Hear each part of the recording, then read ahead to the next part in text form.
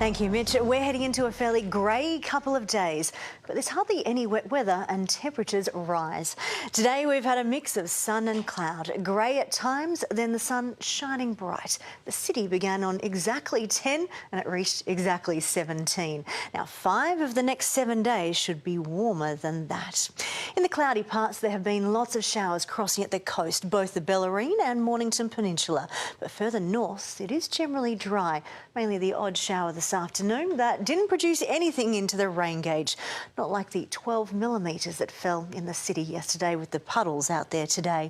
The city was the warmest this afternoon, but most suburbs were very close, just below 17. Victoria has large areas of cloud as the wind is westerly, so the grey is able to spread both south and north of the ranges. But if you're away from the coast and ranges, there are only light showers out there. Nil in the Wimmera picked up 1 millimetre. Our pattern has high pressure to our north, putting us in a westerly wind. Cold fronts are passing south of that high like clockwork. One crossing Tasmania today, another tomorrow, another on Wednesday.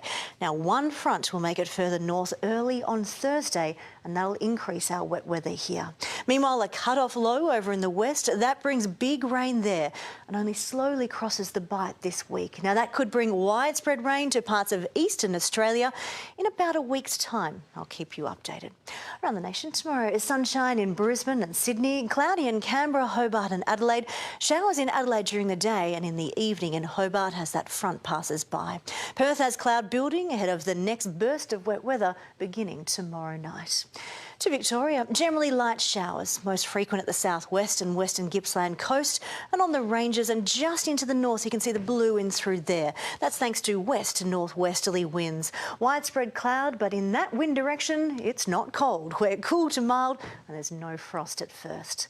Closer in, we are grey tomorrow, but most are dry. We have showers continuing near the Bellarine and Mornington Peninsulas, and only the odd light one spreads northwards thanks to moderate northwesterly winds.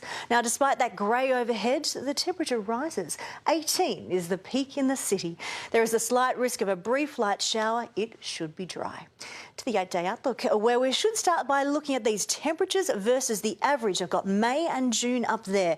18, 19, 16 is our dip on Thursday, but then it rises again. We peak at 20 on Saturday, 19 on Sunday before another dip. Most of the wet weather is in the overnight hours. Most of our days are quite dry. So we are grey tomorrow, but it rises up to 18. Showers, they should stick down at the coast. The rest do look quite dry for tomorrow, Mitch. 20 in June, that's amazing. Thank you, Jane.